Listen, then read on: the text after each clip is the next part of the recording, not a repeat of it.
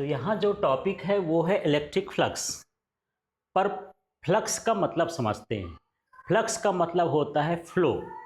किसी चीज़ का फ्लो हो, कोई चीज़ पास हो तो उसको हम बोलते हैं क्या? फ्लक्स। जैसे मैं बोल रहा हूँ तो मेरे मुंह से साउंड निकल रही है, तो साउंड का फ्लो हो रहा है, तो ये क्या कहलाया? साउंड का फ्लक्स हो गया।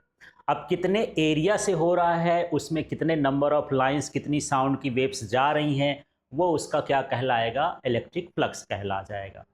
सेम यहाँ पर भी है कि मान लीजिए कोई हमारे पास इलेक्ट्रिक फील्ड में सरफेस है। जैसे इसको मान लेता हूँ कि ये इलेक्ट्रिक फील्ड में एक सरफेस है। यहाँ पर जो इलेक्ट्रिक फील्ड लाइंस हैं ये इससे पास होकर के जा रही हैं। तो जितनी ये जाएंगी इलेक्ट्रिक फील्ड लाइंस, वो उसका क्या कहलाएगा? इलेक्ट्रिक फ्लक्स कहलाएगा। तो सीधा सीधा है, the total number of electric field lines passing normal to the surface placed in electric field is called electric flux। तो ये एक सरफेस है, इलेक्ट्रिक फील्ड में रखी है, और इसके नॉर्मली जो इलेक्ट्रिक फील्ड लाइंस पास होती हैं उनके नंबर्स को हम क्या बोलते हैं? इलेक्ट्रिक फ्लक्स बोलते हैं। तो आप डायग्राम से भी इसको डिफाइन कर सकते हैं। क्या? इसको देखिए, total electric field lines passing through a surface normally held in electric field. फिर से देखिए, ये नंबर इलेक्ट्रिक फील्ड लाइंस हैं, total number of electric field lines, फिर यहाँ passing through a surface kept in और held in electric field is called electric flux. तो इस तरह से आप इसका डायग्राम बना सकते हैं। पर ये एंगल पर भी डिपेंड करता है। इसका जो डी एस है और ये क्या है? ई है। ये इलेक्ट्रिक फील्ड है, ये इसका एरिया वेक्टर है। इसमें जो एंगल बनेगा वो क्या कहलाएगा? थीटा कहलाएगा। तब इलेक्ट्रिक फ्लक्स क्या होगा? तो इनके स्केलर प्रोडक्ट के इक्वल होगा। मतलब हम लिखेंगे डी फाई ई। यहाँ पर फाई और ई का मतलब इलेक्ट्रिक फ्लक्स है। फाई का मतलब फ्लक्स, ई का मतलब इलेक्ट्रिक। इसको इलेक्ट्रिक फ्लक्स को फाई ई से डिनोट करते हैं। डी का मतलब होता है कोई भी स्मॉल चीज़ है, मानिए इलेक्ट्रिक फ्लक्स की वैल्यू स्मॉल है, क्योंकि यहाँ पर जो एरिया लिए हैं, मान लीजिए छोटा सा एरिया लिए हैं, तो कहलाया डी एस। तो यदि मैं इसकी वैल्यू कहूँ तो ये क्या हो जाएगा? ई वेक्टर डॉट, और ये हो जाएगा डी एस वेक्टर। मतलब ये है कि जो इलेक्ट्रिक फ्लक्स होता है वो इलेक्ट्रिक फील्ड इंटेंसिटी और एरिया वेक्टर के डॉट प्रोडक्ट के इक्वल होता है, स्केलर प्रोडक्ट के इक्वल होता है। इस तरह से इसको डिफाइन कर सकते हैं। तो देखिए यहाँ पर electric flux is equal to the scalar product of electric field intensity and the area vector. तो ये फार्मूला हो गया, D phi equal to E vector dot D S vector. तो ई वेक्टर माने electric field intensity, D S vector का मतलब area vector, और dot का मतलब हो गया स्केलर प्रोडक्ट। तो इसको ऐसे पढ़ेंगे, electric flux is equal to the scalar product of electric field intensity and area vector. तो इस फार्मूले से ही इसकी वर्डिंग आप कर सकते हैं। बस फार्मूला आप लर्न कर लीजिए। अब जानते हैं यदि हम इस वेक्टर को हटा दें तो क्या होगा? तो देखिए, आप 11th में पढ़े होंगे, यदि हमारे पास A vector dot B vector हो, डॉट प्रोडक्ट पढ़े होंगे, तो ये क्या होता है? A B cos theta. और यदि ए बी कॉस थीटा हो तो इस तरह से लिख सकते हैं।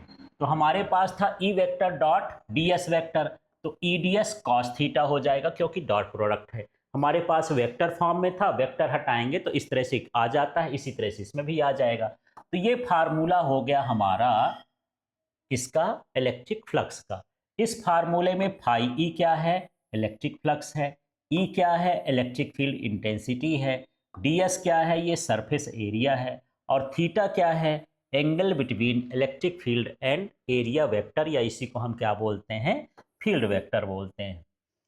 तो ये फार्मूला है। यहाँ तक यदि एग्जाम में आए what do you mean by electric flux, तो आपको उसका डेफिनेशन लिखना है, फार्मूला लिखना है, डायग्राम ऑप्शनल है, चाहे तो बना सकते हैं। अब कुछ स्पेशल केसेस हैं, इससे हमको ये पता लगाना है कि जो इलेक्ट्रिक फ्लक्स है वो कब मिनिमम होता है और कब क्या होता है? मैक्सिमम होता है। तो देखिए, D phi equal to E D S cos zero रख दें, ये क्या है? 0 डिग्री। तो जब कॉस जीरो है तो कॉस जीरो का वैल्यू तो 1 होता है, तो ईडीएस आ गया और इसकी वैल्यू मैक्सिमम होती है क्योंकि कॉस की सबसे बड़ी वैल्यू 1 होती है, उससे बड़ी नहीं होती है। तो इसका मतलब ये है कि कॉस जीरो उसकी वैल्यू 1, यहाँ 1 रख देंगे तो हमारे पास क्या बचा, ईडीएस।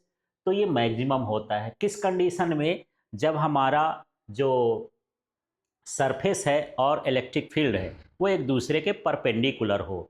अब देखिए एंगल जीरो है पर हम ले रहे हैं परपेंडिकुलर, क्योंकि यहाँ पर हम एरिया वेक्टर का एंगल लेते हैं, एरिया का एंगल नहीं लेते हैं, इसलिए यहाँ पर उल्टा लिखा जाता है। जब भी किसी फार्मूले में या तो डी एस आ जाए या ए आ जाए या यस आ जाए जो एरिया को डिनोट करता है ऐसे आ जाए, तब हम उसका एंगल उल्टा उल्टा लेते हैं। मतलब यहाँ पर हम बोल रहे हैं परपेंडिकुलर और यहाँ मैं क्या ले रहा हूँ 0 डिग्री, ठीक है, क्योंकि एरिया वेक्टर का एंगल लिया जाता है। तो इसको क्या बोलेंगे, if the surface is perpendicular to the electric field then the electric flux is maximum. जो ऊपर आपने लिखा है उसी को इस तरह से वर्डिंग करना है। तो क्लियर हो गया होगा कि जब इलेक्ट्रिक फील्ड हो और सरफेस हो एक दूसरे के परपेंडिकुलर हो तो उसका जो इलेक्ट्रिक फ्लक्स होता है वो मैक्सिमम होता है।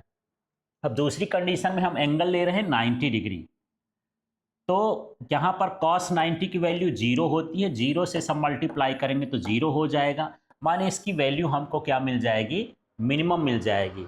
तो यहाँ पर हम 90 ले रहे हैं, लेकिन जब हम वर्डिंग करेंगे तो इसको पैरेलल करेंगे। तो यहाँ पर देखिए if the surface is parallel to the electric field then the electric flux is 0। जब पैरेलल रहेगा तो इलेक्ट्रिक फ्लक्स कैसा रहेगा, 0 रहेगा। ये आपको समझना है। और कई बार ये पूछ देता है कि ये कब मैक्सिमम होता है कब मिनिमम होता है, तो इसको ध्यान रखना है। मेन आपको ये ध्यान रखना है कि जो उसमें एंगल लिया जाता है वो एरिया वेक्टर का लिया जाता है, ना कि एरिया का, ठीक है। अब इसकी जो एसआई यूनिट है न्यूटन मीटर स्क्वायर पर कूलम होती है। कैसे होती है, फार्मूला भी हम देखें कि डी फाई इक्वल टू क्या होता है, E D S cos theta.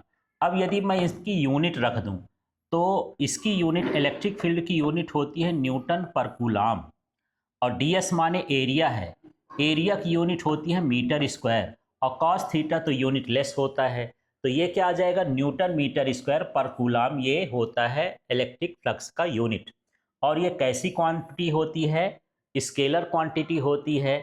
जब भी किसी फार्मूले में यदि कॉस थीटा आ जाए तो वो हमेशा स्केलर क्वांटिटी होती है। तो स्केलर प्रोडक्ट वैसे भी है, तो यहाँ पर ये स्केलर क्वांटिटी है। तो ये अलग से भी पूछा जाता है कि ये इलेक्ट्रिक फ्लक्स कौन सी क्वांटिटी है और इसका एसआई यूनिट क्या है।